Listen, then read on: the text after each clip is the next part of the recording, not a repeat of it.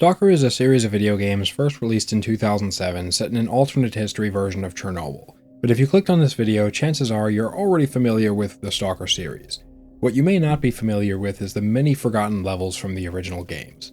While there are quite a few maps that were cut over the course of development, such as Darkscape and Dead City, those are not what we're going to be talking about today, as despite being cut content, they have since been revived and popularized by mods like Anomaly, Lost Alpha, and IWP, to name a few. The levels I wanted to take a look at today are actually present in the vanilla games, or more specifically, the vanilla games multiplayer. See, the original releases of Shadow of Chernobyl, Clear Sky, and Call of Pripyat all had a multiplayer mode, which unfortunately wasn't included in the so-called enhanced re-releases of the games that came out more recently.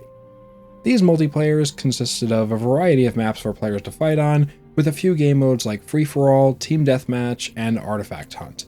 But what is by far the more interesting thing about the forgotten multiplayer is the maps themselves. Like a lot of games at the time, Stalker recycled much of its single-player content into the multiplayer mode, with larger levels like army warehouses being separated into several smaller maps, while normally smaller levels like Rostok and Wild Territory were used in multiplayer more or less the same as they were in single-player, albeit with different names sometimes. For example, the multiplayer version of Wild Territory is called Railway Station, but the map itself is almost exactly the same as its single-player counterpart. The same is mostly true for the other single-player maps, however some have more differences than others. For instance, the multiplayer version of Rostok has the usually closed-off area that normally serves as the arena open and filled with rows of machinery, and the bar is, instead of being open, closed off by a locked door.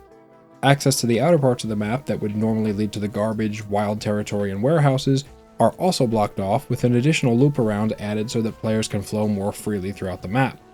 Another thing to note is that this multiplayer version of Rostok exists in all three of the original games, despite it only appearing in the single player of Shadow of Chernobyl.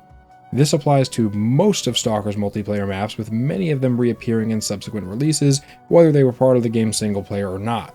But that's really not all that exciting. What's more interesting, and the main topic of today's video, is the levels that are exclusive to Stalker's multiplayer, which, since it was omitted from the Enhanced Edition re-releases, most of these maps and their in-game locations and lore have sadly faded into total obscurity, and today I wanted to correct that. So without further ado, let's get right into the forgotten levels of the Stalker series. So first and foremost, we're going to be taking a look at Shadow of Chernobyl, since it was the first of the Stalker games. Shadow has by far the least amount of unique levels, and they are for the most part fairly simple. The first one, called Vehicle Station, doesn't appear to be anything special, as at first glance it just looks like the car park from the Cordon level of the single player. However, if we walk around, we can see it's actually a mix of several locations from the Cordon compressed into one tiny map. You have bits of the farm, the grain elevator, the car park, and others all mashed into one small multiplayer map. There isn't much to say about this one, though if you are interested in playing a fleshed out version of it, you can find it in mods like OP2 and/or Global War, which the latter of I've actually done a video on. On to the next one, which is probably the strangest map in Shadow of Chernobyl, and we have a level simply called Pool. Pool consists of a series of hallways centered around an abandoned swimming pool in a moderately sized square building with lots of verticality sprinkled in. While I never got to play this map back in the day, as by the time I got into Stalker in the mid-2010s, the multiplayer was long dead, I can definitely see how this one would have been a nice, chaotic map. It almost reminds me of Battle Creek from the original Halo with its cramped hallways, sharp turns, and verticality. It definitely looks like it would have been a lot of fun. But on to the next one. The next multiplayer exclusive level has a bit of a storied history. This one is called Rostok Factory, which is not to be confused with the Rostok we know and love from single player, nor is it the same map as the Rostok we covered before. Rostok Factory is instead the multiplayer version of a cut map that was meant to appear in Shadow of Chernobyl's story mode. We can actually experience the full single player version of this map in a mod called Lost Alpha, but here in Shadow of Chernobyl's multiplayer we get a scaled down version of it that is still pretty large. I'm not sure how this one would work in a proper multiplayer setting, as it seems a little too big and convoluted with multiple floors in this one central building alone, not to mention the rest of the map, which has loads of areas to hide and camp in. Definitely a cool map to see in mods though. I just wish it was included in more of the mainstream mods so that more people could see it, because it is a pretty cool location, at least for single player. The last of the unique multiplayer maps in Shadow of Chernobyl is one called Deserted Village, which is, in my view, by far the most interesting of the bunch. It features an abandoned village divided at its center by a massive crevice in the ground, possibly formed by anomalies. The level's description says the map takes place deep within the zone, which only brings more questions than answers. Verticality, interior areas, and hidden underground tunnels define this map's landscape, and I really like the design of this one. It would have been cool to see it in more mods, though I have seen a variant of it in True Stalker, which I've done a video on. I'll link that in the description. But on to the next game. So Clear Sky has quite a bit more unique levels than Shadow of Chernobyl, including the ones we've already talked about. The first one that drew my attention was the map Experimental Pool, which is not the same level as regular pool, though that is included in Clear Sky as well. This experimental pool was, according to the map's description, built to experiment on someone or something, and has unusually high levels of radiation despite having no artifacts. This one also appears in the True Stalker mod if you want to experience it in a single player capacity, and let me just say, this map is eerie. From the stash of F1 grenades ominously placed on the roof to the general creepy vibe most of these maps give off.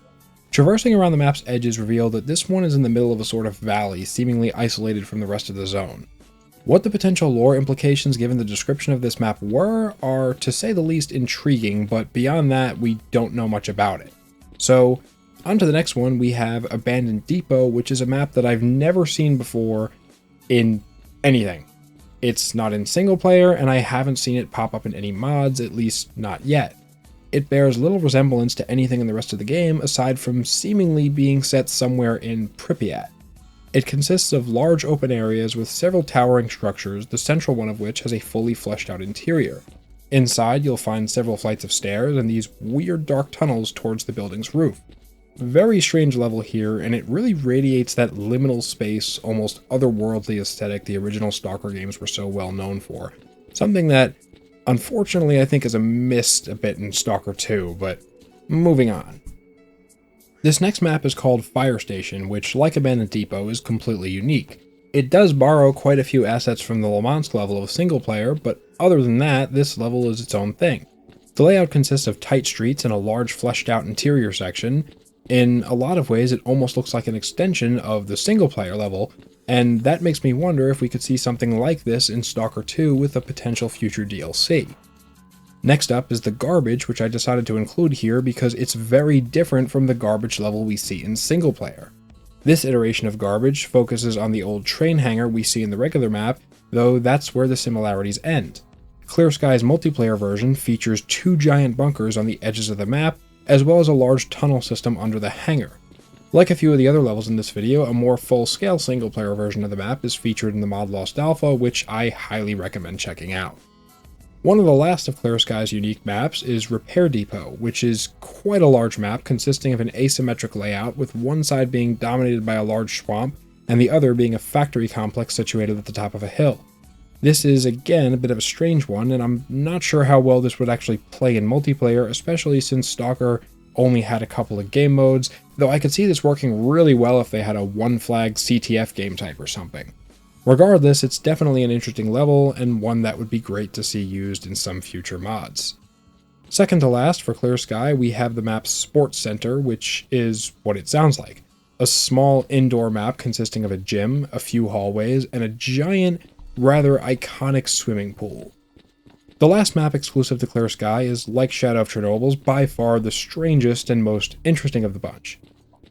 Training Camp is an extremely anomalous location that, according to the in-game description, many are unsure if it even exists, with some stalkers swearing to have seen it, while others laugh it off as just a myth.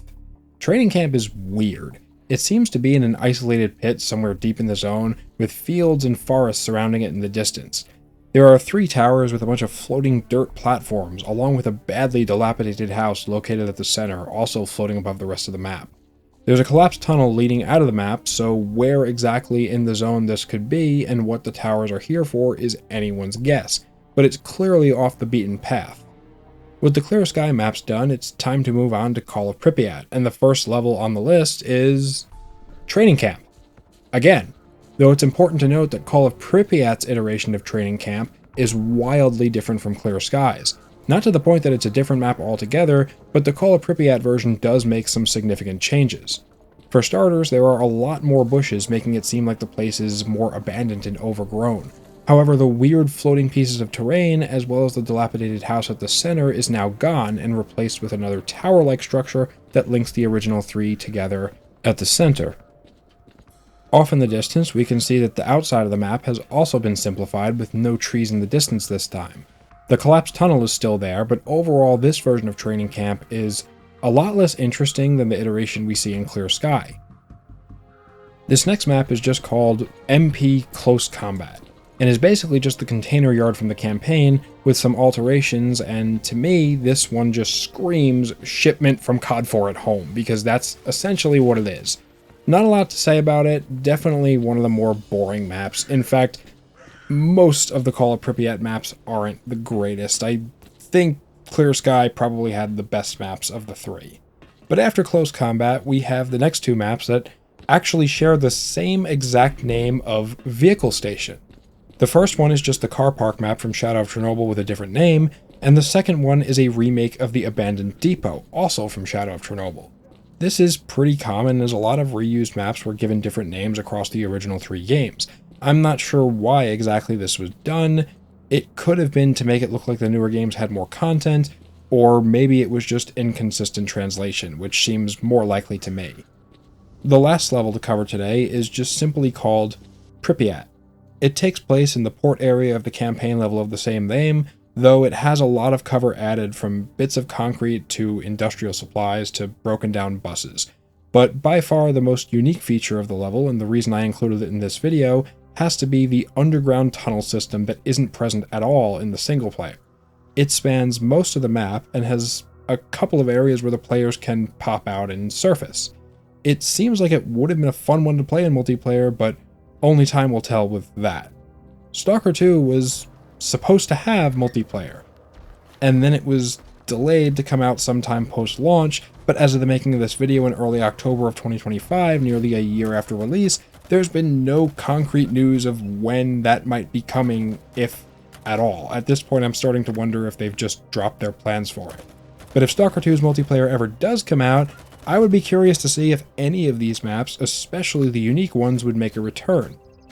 Levels like Desolate Village, Experimental Pool, and Repair Depot especially seem like they would all be a good fit for multiplayer, and overall it's just a real shame that most of these maps have never really seen the light of day and have largely been forgotten by the modern Stalker audience, because some of these are really cool.